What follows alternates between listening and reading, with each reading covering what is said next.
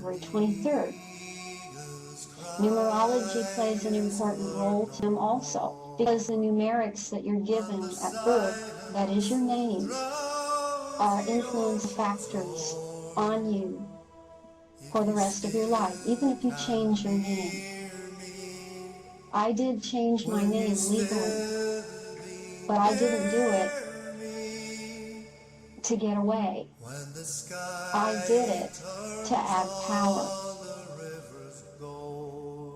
I do not reject my other name, but I add to it, and I balance it out. This is really, in the end,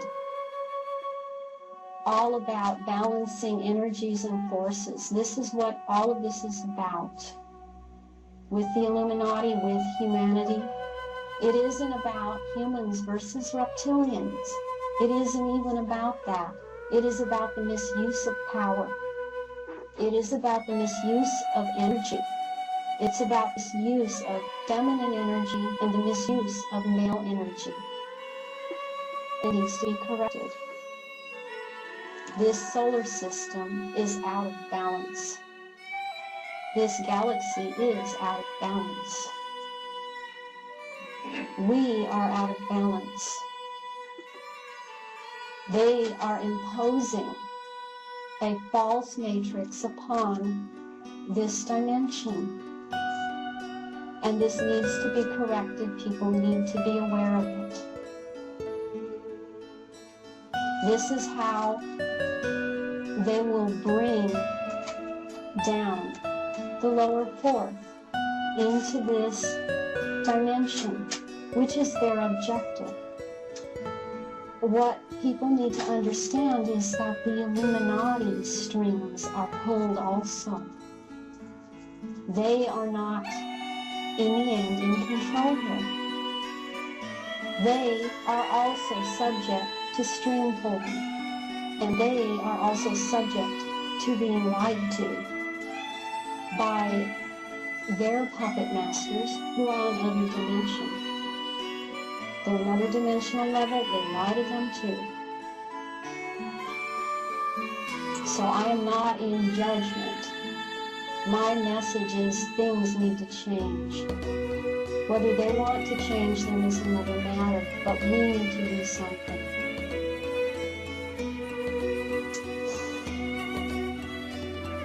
When I was a child, the basic training that goes on with children is to give a sense of safety and security. So children go through things like having a close family member, such as a father and or a mother and or brothers or sisters, older ones, cousins, aunts, uncles, family friends, molest them, perpetrate upon them in the most horrendous ways. There is nothing more awful that you can do to a little child than to sexually molest and perpetrate on their person. Because here is an adult that is supposed to love you, take care of you. And what are they doing to you? Sticking a penis in your mouth or in other orifices, telling you not to tell, pinching you, biting you, hurting you, doing things that don't leave marks on you. This is an adult that's supposed to love you. So the little child thinks, this must be love. But it hurts. I don't understand. It's like having an explosion go off in your mind.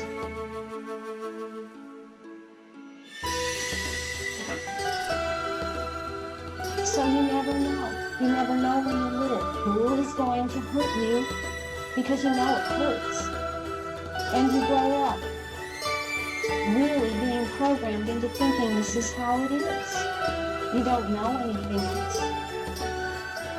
And the abuse is so terrible. Just at that level, in your everyday life, that you've got to dissociate it, push it away, forget. The ones that can't do that, those children are the ones that, if they make it to adulthood, they end up being diagnosed schizophrenic, psychotic. They end up in jail, committing crimes. I guarantee you that every sexual molester in jail has been molested horrifically. That does not excuse their behavior, because we all make a choice. But this is how it goes on. It goes on from generation to generation, and it has increased greatly.